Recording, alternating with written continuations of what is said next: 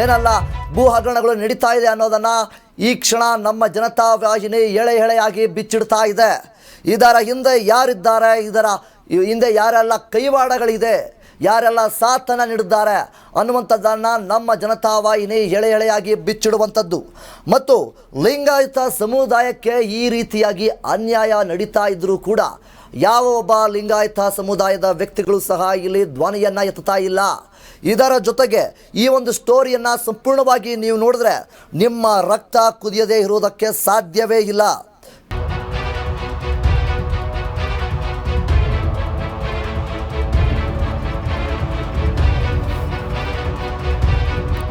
ಈ ಒಂದು ಸ್ಟೋರಿಯನ್ನು ನೋಡಿದ ಮೇಲೂ ಕೂಡ ನೀವು ಸುಮ್ಮನೆ ಇದ್ದರೆ ಅದು ನಿಮ್ಮ ಮೂರ್ಖತನ ಅಂತಾನೆ ಹೇಳ್ಬೋದು. ಯಾಕೆ ಅಂತಂದರೆ ಈ ಒಂದು ಸ್ಟೋರಿ ರಕ್ತ ಕುದಿಸುವಂತಹ ಸ್ಟೋರಿ. ಒಬ್ಬ ಲಿಂಗಾಯತ ಸಮುದಾಯಕ್ಕೆ ಎಷ್ಟರ ಮಟ್ಟಿಗೆ ಒಂದು ಅನ್ಯಾಯ ನಡೀತಾ ಇದ್ರೂ ಕೂಡ ಯಾವ ಒಬ್ಬ ವ್ಯಕ್ತಿಗಳು ಸಹ ಇಲ್ಲಿ ಧ್ವನಿಯನ್ನು ತುತ್ತಾ ಇಲ್ಲ. ಒಂದಲ್ಲ ಎರಡಲ್ಲ ಸಾವಿರಾರು ಎಕರೆ ಮಂಗು ಮಾಯ ಆಗ್ತಾ ಇದೆ, ಯಾರೂ ಕೂಡ ಇಲ್ಲಿ ಪ್ರಶ್ನೆಯನ್ನು ಮಾಡ್ತಾ ಇಲ್ಲ. ಹಾಗಾದರೆ ಅಷ್ಟೊಂದು ಸಾವಿರಾರು ಎಕರೆ ಆಸ್ತಿ ಎಲ್ಲಿಗೆ ಹೋಯಿತು? ಇದರ ಲೆಕ್ಕಾಚಾರವನ್ನು ಇವರು ನೀಡ್ತಾ ಇದ್ದಾರಾ? ಇಲ್ಲಿ ಏನಾಗ್ತಾ ಇದೆ ಅನ್ನುವಂತಹ ಪ್ರತಿಯೊಂದನ್ನು ಇಂದಿನ ದಿವಸ ಇದರ ಹಿಂದೆ ಆಗ್ತಾ ಇರುವಂತಹ ರಹಸ್ಯಗಳನ್ನು ನಮ್ಮ ಜನತಾ ವಾಹಿನಿ ಎಳೆ ಎಳೆಯಾಗಿ ಬಿಚ್ಚಿಡ್ತಾ ಇರುವಂಥದ್ದು.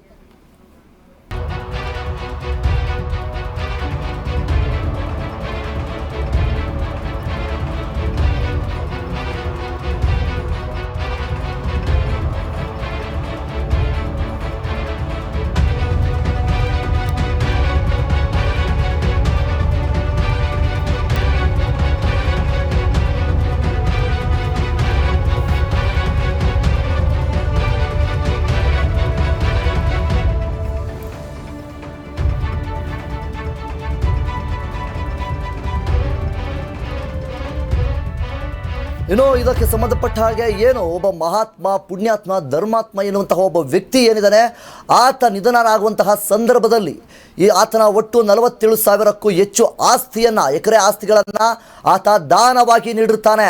ಆದರೆ ಆ ಒಂದು ದಾನವನ್ನು ಇವರು ಮಿಸ್ಯೂಸ್ ಮಾಡಿಕೊಂಡಿದ್ದಾರೆ ಅಂದರೆ ಆತನಿಗೆ ಎಷ್ಟರ ಮಟ್ಟಿಗೆ ಇವರು ಮೋಸವನ್ನು ಮಾಡಿರಬೇಕು. ಇಲ್ಲಿ ಆ ಒಂದು ಲೆಕ್ಕಾಚಾರವನ್ನು 47,000 ಎಕರೆ ಆಸ್ತಿಯ ಲೆಕ್ಕಾಚಾರವನ್ನು ಯಾರಿಗೆ ಇವರು ಕೊಟ್ಟಿದ್ದಾರೆ, ಆ ಒಂದು ಟ್ರಸ್ಟ್ನವರು ಯಾರಿಗೆ ನೀಡಿದ್ದಾರೆ ಅನ್ನುವಂತಹ ಯಾವುದೇ ರೀತಿಯ ಸುಳಿವು ಕೂಡ ಇಲ್ಲ, ದಾಖಲೆಗಳು ಕೂಡ ಇಲ್ಲ. ಹಾಗಾದರೆ ಅದೆಷ್ಟೋ ಸಾವಿರ ಎಕರೆ ಆಸ್ತಿಗಳು ಎಲ್ಲೋದ್ವು? ಈ ಒಂದು ಸ್ಟೋರಿಯನ್ನು ನೀವು ನೋಡಿದ್ರೆ ಖಂಡಿತವಾಗ್ಲೂ ನಿಮ್ಮ ರಕ್ತ ಕುದಿಯದೇ ಇರೋದಕ್ಕೆ ಸಾಧ್ಯವಿಲ್ಲ. ಅದಕ್ಕೋಸ್ಕರ ಇದರ ಹಿಂದೆ ಇರುವಂತಹ ವ್ಯಕ್ತಿಗಳು ಯಾರು, ಇದರ ಹಿಂದೆ ಯಾರ್ಯಾರ ಕೈವಾಡ ಇದೆ ಅನ್ನೋದನ್ನು ಇಂದಿನ ದಿವಸ ನಮ್ಮ ಜನತಾ ವಾಹಿನಿ ಎಳೆ ಎಳೆಯಾಗಿ ಬಿಚ್ಚಿಡುವಂಥದ್ದು.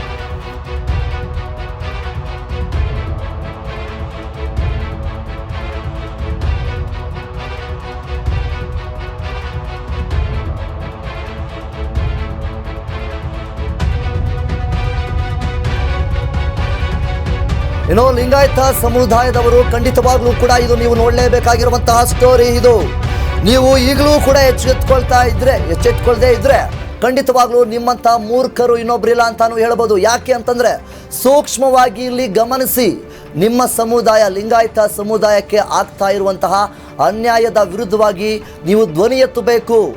ಯಾಕೆ ಅಂದರೆ ಈ ರೀತಿಯಾದಂತಹ ಅನ್ಯಾಯ ನಡೀತಾ ಇದ್ರೂ ಕೂಡ ನೀವು ಸುಮ್ಮನೆ ಕೂತ್ಕೊಂಡಿದ್ದೀರಾ? ಎದ್ದೇಳಿ ಲಿಂಗಾಯತರೇ, ಖಂಡಿತವಾಗ್ಲೂ ಇನ್ನಾದರೂ ನೀವು ಎಚ್ಚೆತ್ತುಕೊಳ್ಳಿ. ನಿಮಗಾಗ್ತಿರುವಂತಹ ಅನ್ಯಾಯದ ಬಗ್ಗೆ ಜಾಗೃತರಾಗಿ ಈ ಒಂದು ವಂಚನೆ ವಿರುದ್ಧ ಧ್ವನಿ ಎತ್ತೋದಕ್ಕೆ ಮುಂದಾಗ್ರಿ. ಎಲ್ಲರೂ ಕೂಡ ಒಂದಾಗಿ ಧ್ವನಿಯನ್ನು ಎತ್ತಿ ನಿಮಗಾಗಿರುವಂತಹ ಅನ್ಯಾಯದ ಸ್ಟೋರಿಯನ್ನು ನಾವು ಹೇಳ್ತೇವೆ, ಆ ಅನ್ಯಾಯಕ್ಕೆ ಸಾಕ್ಷ್ಯಗಳನ್ನು ನಾವು ಕೊಡ್ತೇವೆ. ಅನ್ಯಾಯ ಸಹಿಸಿಕೊಂಡ್ರೆ ನಷ್ಟ ನಿಮಗೇನೆ.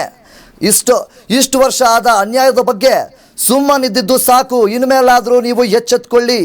ಇನ್ನಾದರೂ ನಿಮ್ಮ ಹಕ್ಕುಗಳಿಗೆ ಹೋರಾಡಲು ಸಿದ್ಧವಾಗಿ ಕಳೆದುಕೊಂಡಿರುವುದನ್ನು ಪಡೆದುಕೊಳ್ಳೋದಕ್ಕೆ ಮುಂದಾಗಿ. ಯಾಕೆ ಅಂತಂದರೆ ಈ ರೀತಿಯಾದಂತಹ ಬಹುದೊಡ್ಡ ಒಂದು ಭೂಕಬಳಿಕೆ ಆಗಿರ್ಬೋದು, ಈ ರೀತಿಯಾದಂತಹ ಹಗರಣ ನಡೀತಾ ಇದ್ದರೂ ಕೂಡ ಲಿಂಗಾಯತ ಸಮುದಾಯದ ವ್ಯಕ್ತಿಗಳು ಸುಮ್ಮನೆ ಕೂತ್ಕೊಂಡಿದ್ದಾರೆ. ದಯಮಾಡಿ ನೀವು ಹಿಂಗೆ ಸುಮ್ಮನೆ ಕೂತ್ಕೊಂಡ್ರೆ ಮುಂದಿನ ದಿನಗಳಲ್ಲಿ ನಿಮ್ಮ ಮಕ್ಕಳಾಗಿರ್ಬೋದು, ಮುಂದಿನ ಪೀಳಿಗೆಗಳು ಕೂಡ ಇದೇ ರೀತಿಯಾಗಿ ಇದನ್ನು ಅನುಭವಿಸ್ಕೊಂಡು ಹೋಗಬೇಕಾಗುತ್ತೆ. ಅದಕ್ಕೋಸ್ಕರ ಮುಂದಿನ ದಿನಗಳಲ್ಲಿ ನಿಮಗೆ ನಿಮ್ಮ ಆಸ್ತಿಗಳು ದೊರಕಬೇಕಂದ್ರೆ ಖಂಡಿತವಾಗ್ಲೂ ಇಲ್ಲಿ ನೀವು ಧ್ವನಿಯನ್ನು ಎತ್ತಲೇಬೇಕು. ಲಿಂಗಾಯತ ಸಮುದಾಯಕ್ಕೆ ನೀಡಿರುವಂತಹ ಒಂದು ಮಹನೀಯ 47,000ಕ್ಕೂ ಹೆಚ್ಚು ಎಕರೆ ಆಸ್ತಿಯನ್ನು ಆ ಒಂದು ಮಹನೀಯ ನೀಡಿದರು. ಆ ಒಂದು 47,000 ಎಕರೆ ಆಸ್ತಿಯಲ್ಲಿ ಸಾಕಷ್ಟು ನೂರಾರು ಎಕರೆ, ಸಾವಿರಾರು ಎಕರೆ ಮಂಗಮಾಯವಾಗಿದೆ. ಹಾಗಾದರೆ ಅದು ಎಲ್ಲೋಯ್ತು ಅನ್ನುವಂತಹ ರೀತಿಯಲ್ಲಿ ನೀವು ಪ್ರಶ್ನೆಯನ್ನು ಇಲ್ಲಿ ಕೇಳಲೇಬೇಕು. ನಿಮಗೆ ಆಗ್ತಿರುವಂತಹ ಅನ್ಯಾಯದ ವಿರುದ್ಧವಾಗಿ ನೀವು ಧ್ವನಿಯನ್ನು ಎತ್ತದೇ ಇದ್ದರೆ ಖಂಡಿತವಾಗಲೂ ಇನ್ನಿನ ಹೆಚ್ಚಿನ ರೀತಿಯಲ್ಲಿ ನಿಮಗೆ ಅನ್ಯಾಯವಾಗುತ್ತೆ. ನಾವು ಹೇಳ್ತಾ ಇರೋದು ನಿಮ್ಮ ಎಚ್ಚರಿಕೆಗಳಿಗೋಸ್ಕರ, ನ್ಯಾಯದ ಪರವಾಗಿ ನಾವು ಮಾತನಾಡ್ತಾ ಇದ್ದೇವೆ. ನಿಮಗಾಗ್ತಾ ಇರುವಂತಹ ಅನ್ಯಾಯದ ವಿರುದ್ಧ ನಾವು ಮಾತನಾಡ್ತಾ ಇರುವಂಥದ್ದು. ದಯಮಾಡಿ ನಿಮಗೆ ಆಗ್ತಾ ಇರುವಂಥ ಅನ್ಯಾಯದ ವಿರುದ್ಧವಾಗಿ ಧ್ವನಿಯನ್ನು ಎತ್ತಿ. ನಿಮ್ಮ ಒಂದು ಲಿಂಗಾಯತ ಸಮುದಾಯದಲ್ಲೇ ಈ ರೀತಿಯಾಗಿ ಅನ್ಯಾಯ ನಡೀತಾ ಇದ್ರೂ ಕೂಡ ಯಾರೊಬ್ಬರು ಧ್ವನಿಯನ್ನು ಎತ್ತದೇ ಹೋದರೆ ಮುಂದಿನ ದಿನಗಳಲ್ಲಿ ಬಹುದೊಡ್ಡ ರೀತಿಯಲ್ಲಿ ಇನ್ನೂ ಅನ್ಯಾಯ ಆಗ್ತಾನೆ ಹೋಗುತ್ತೆ.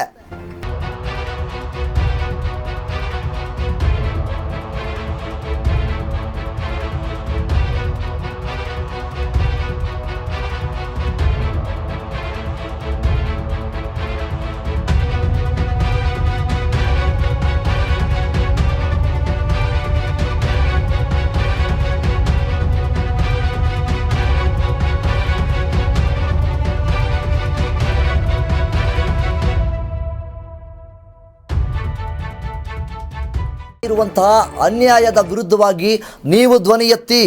ನಾವು ವೀರಶೈವ, ನಾವು ಲಿಂಗಾಯತ ಪಂಚಮಸಾಲಿ ಅನ್ನುವಂತಹ ರೀತಿಯಲ್ಲಿ ನೀವೇ ಒಡೆದಾಡಿಕೊಳ್ಬೇಡಿ. ಒಂದು ಬಣಗಳನ್ನು ಮಾಡಿಕೊಂಡು ನೀವೇ ಒಡೆದಾಡಿಕೊಂಡ್ರೆ ಯಾವುದೇ ರೀತಿಯಾದಂತಹ ಲಾಭ ಇಲ್ಲ, ಪ್ರಯೋಜನವಿಲ್ಲ. ಅದಕ್ಕೋಸ್ಕರ ಇಲ್ಲಿ ನಿಮಗಾಗ್ತಾ ಇರುವಂತಹ ಅನ್ಯಾಯದ ವಿರುದ್ಧವಾಗಿ ಧ್ವನಿಯನ್ನು ಎತ್ತಿ. ಒಂದಲ್ಲ ಎರಡಲ್ಲ, ಸಾವಿರಾರು ಎಕರೆಗಳು ಮಾಯವಾಗ್ತಾ ಇದೆ. ಆ ಒಬ್ಬ ಮಹಾತ್ಮ ಪುಣ್ಯಾತ್ಮ ನೀಡಿದಂತಹ ಸಾವಿರಾರು ಎಕರೆ ಎಲ್ಲೋ ಇತ್ತು, ಅದರ ಲೆಕ್ಕಾಚಾರವೂ ಕೂಡ ಇಲ್ಲಿ ಗೊತ್ತಿಲ್ಲ. ಆದರೂ ಸಹ ನೀವೆಲ್ಲ ಸುಮ್ಮನೆ ಕೂತಿರೋದನ್ನು ನೋಡ್ತಾ ಇದ್ರೆ ನಮಗೆ ಅಯ್ಯೋ ಅನಿಸುತ್ತೆ. ಯಾಕೆ ಅಂತಂದರೆ ನಿಮಗೆ ಆಗ್ತಾ ಇರುವಂತಹ ಅನ್ಯಾಯದ ಬಗ್ಗೆ ನಿಮಗೆ ಅರಿವಿಲ್ಲ ಅಂತ ಅನಿಸುತ್ತೆ.